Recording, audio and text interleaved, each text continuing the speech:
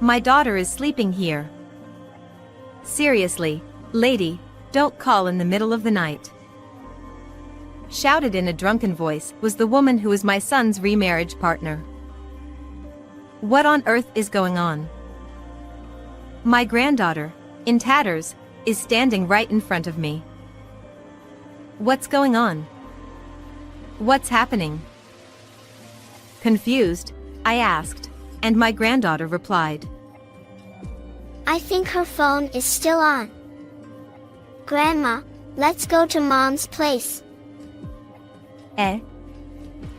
Maria Keaton, pseudonym, 60 years old's experience.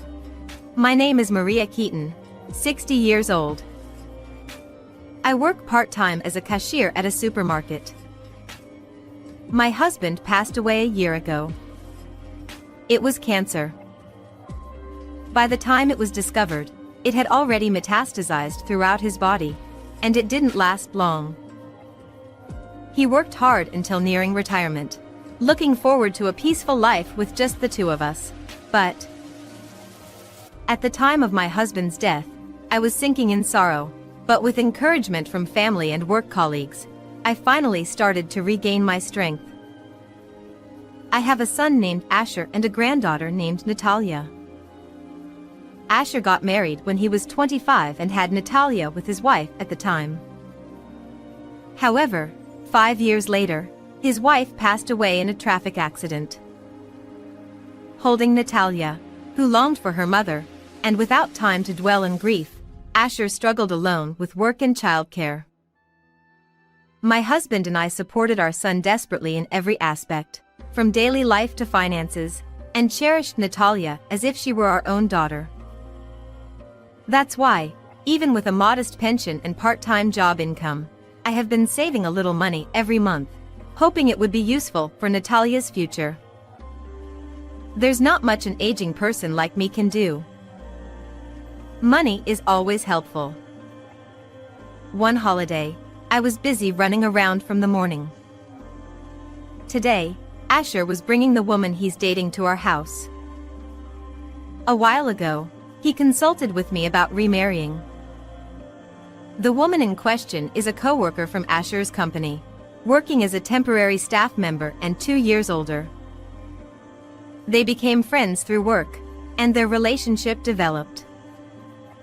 When Asher told me about the marriage, my biggest concern was Natalia. It's been 5 years since her mother passed away, but Natalia is only 10. Will she accept her father's remarriage during such a sensitive period? Yet, I can't tell Asher not to remarry. As a mother, I want my son to find happiness once again. He's been struggling alone for so long. The doorbell rang, and Asher and his girlfriend arrived. I invited them into the house and was formally introduced. Her name is Michaela. With brightly colored hair, pink nails, a miniskirt, and looks surprisingly flashy for someone in her late 30s. Moreover, her gestures involved a lot of endearing body touches, and she constantly looked at me with a sweet gaze. Asher said it's okay for me to quit my job. I'll do my best to become a good wife. While saying this flirtatiously, she leaned on Asher. Despite my presence, she seemed oblivious to her surroundings, giving me the impression of not paying attention. However, Asher seemed to understand my feelings as he said, Michaela may look like this, but she's actually good at homemaking. I've introduced her to Natalia many times, and she has cooked meals and gone out together with us. I'm so happy to have a cute girl like Natalia as a daughter. I want us to get along well. That's what I'm thinking. That's good. Michaela, please take care of Asher and Natalia. If you have any trouble, feel free to consult with me anytime. I smiled and bowed sincerely. I felt relieved from the bottom of my heart. If Natalia is attached to her, then it's reassuring. She must be a reliable and kind woman beneath her flashy appearance. I watched them leave, praying for Asher and Natalia's happiness. After a while, Asher and Michaela got married. Natalia showed a smiling face at the wedding venue. There was even a scene of her handing flowers to her stepmother, Michaela. Now I can relax. That's what I thought, but it was short-lived. Afterward, Michaela, for some reason, frequently visited our house. Her purpose was money. She asked for financial assistance to buy furniture and home appliances for her livelihood. Furniture and home appliances should already be in place, right? Why do you need to buy new ones? Well, it's because those are the things Asher's ex-wife used, you know? I don't want to use things from his ex-wife. I suggested moving to a new house, but Natalia really didn't want to. Of course not. For Natalia, that house is a place filled with memories of her mother. I understand your feelings, but please think more about Natalia. She's only 10 years old. Since you married a man with a child, you should be prepared for that. With annoyance and anger, I directed my words at her, and Michaela began to cry, lying face down on the desk. You liar. You said I could consult you about anything. Asher always prioritizes Natalia's feelings, and nobody thinks about me. She cried loudly, continuing to wail. Furthermore, she said, I'm doing my best not to stress Natalia because I want to get along with her. Why don't you understand? I feel like I'm going to die from the stress of raising a stepchild. Now of all times. I sighed deeply, holding my head in my hands. What were the words she said before they got married? Who is the real liar? But I didn't want her to harbor negative feelings toward Natalia. If Natalia admires Michaela, I want her to treat her like a real mother. All right, I understand. I'll provide the money. But promise me. Please don't throw away anything that Asher and Natalia like. I understand your feelings, but please, I beg you. If you're stressed, let me know, and I'll help you release it. As expected of you. Thank you so much. She quickly changed her attitude, put on a big smile, took the money, and left. It became a sudden expense, but if it allows Natalia to live comfortably, it's a small price to pay. Thinking that, I keenly felt that my own thoughts were too naive. Michaela's begging for money continued afterward.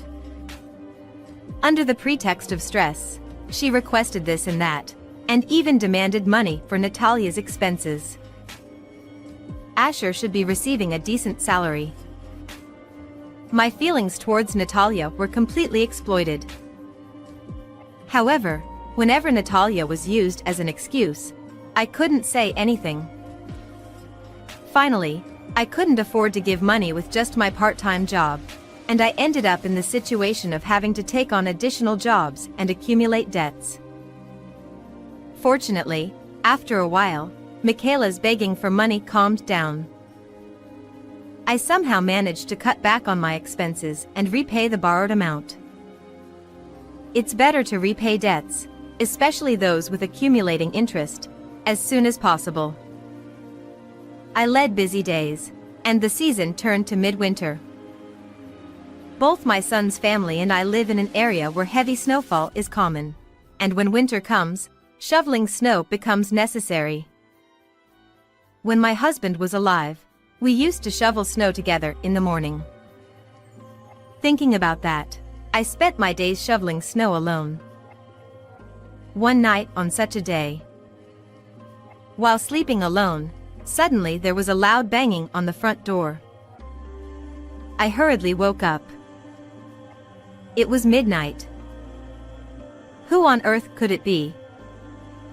Nervously standing in front of the door, I heard a feeble voice from outside. Grandma. It's Natalia. Eh? Natalia. I quickly opened the door, and there was Natalia, barely standing, having finally made it to the door. Her clothes were torn in various places and tattered, and her feet. She was barefoot. Why? On such a snowy day, why would she walk in a blizzard in such a condition? I held my head in confusion. But now was not the time for that. I quickly brought Natalia into the house and prepared a warm bath. Natalia's lips, which had turned purple, and her face, which had turned icy blue from the cold, seemed to have calmed down somehow, and I felt relieved from the bottom of my heart. It was 2 a.m., midnight. While watching Natalia drink hot milk from the side, I called Michaela's phone. Asher has been away on a business trip since yesterday. He had asked me to help if anything happened. Hello? Michaela, who answered the phone, spoke cheerfully, but she seemed to be drunk, with her words not coming out clearly. Michaela? It's me. Where are you now? What have you done to Natalia? Oh. It's you, old lady. Annoying. I heard a sigh on the other end of the phone. Then I heard her giggling and laughing with someone else.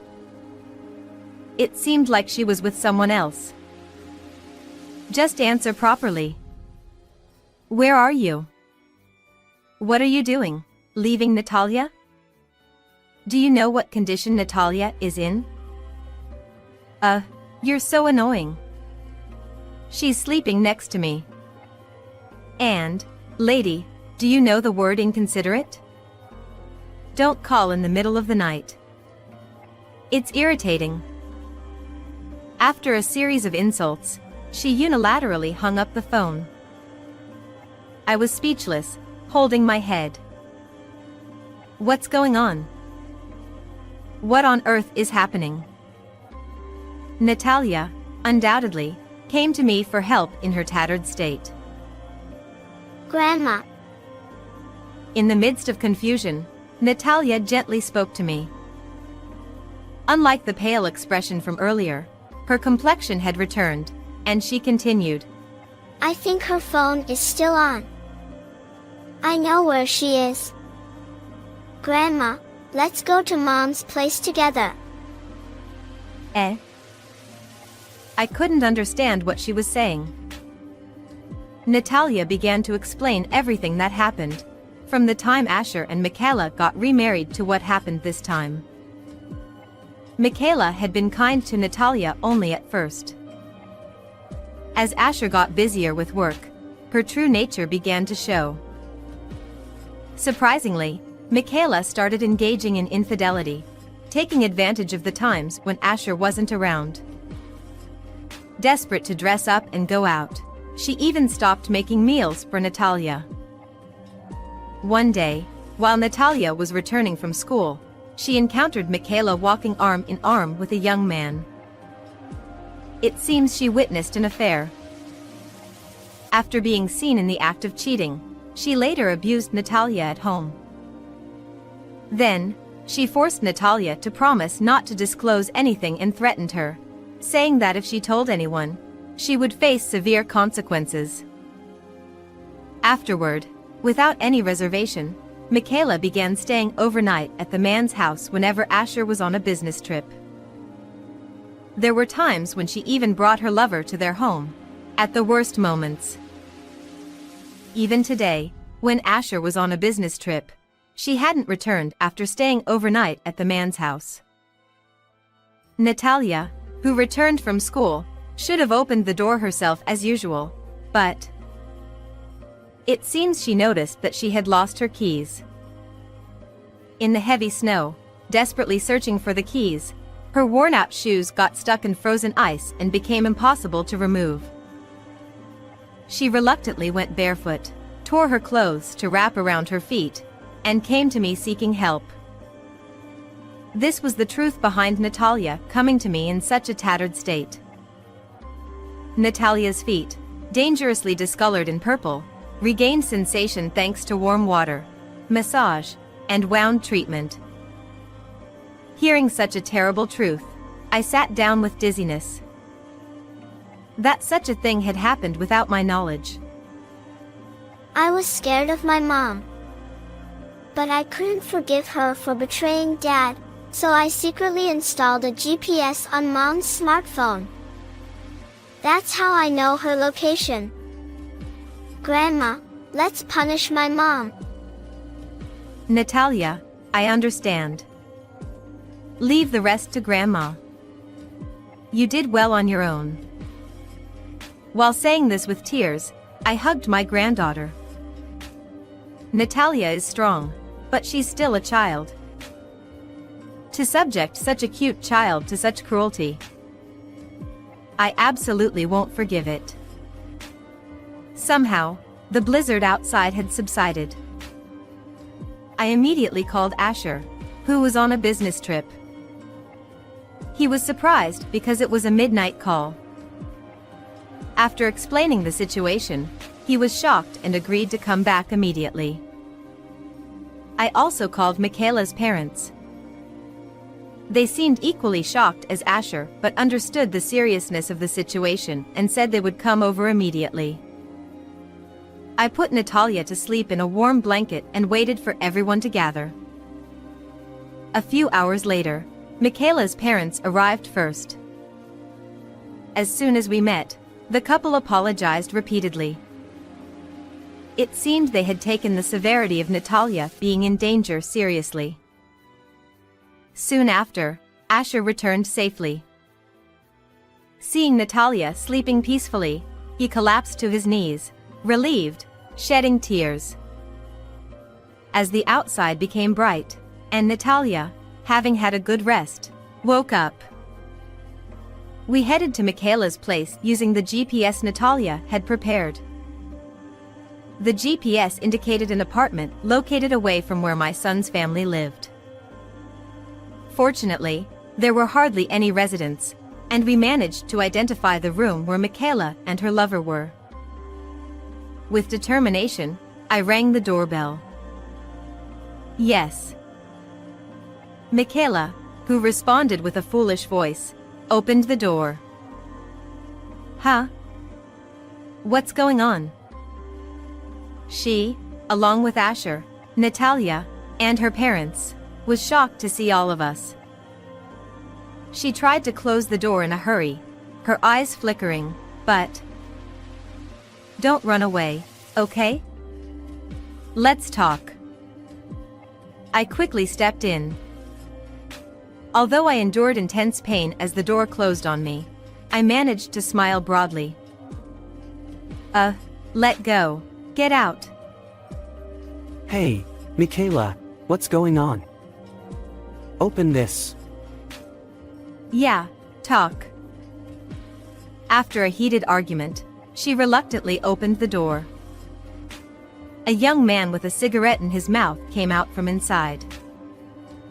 Hey, I'll call the police for trespassing. Fine. But your affair will be exposed too. And you, Michaela, were abusing my precious granddaughter. Let's call the police and reveal everything. Ugh, it's none of my business. He said disdainfully and threw Michaela's belongings at her. What are you doing? Don't drag me into trouble. It's over between us. Take that and get out. Never come back. With those words, Michaela was left alone, and the door was closed. She sat down, staring at the door in a daze. Although it was irritating to see the cheating partner quickly escape and act indifferent, now the priority was to confront Michaela. Putting her in the car and moving to another location, we confronted Michaela again. Whether she resigned or not, she began to explain tearfully. She, who loved playing around with men, couldn't stop even after marriage. She continued, spending the money Asher earned. It seems all the money she begged from me with various excuses was to cover the expenses she incurred.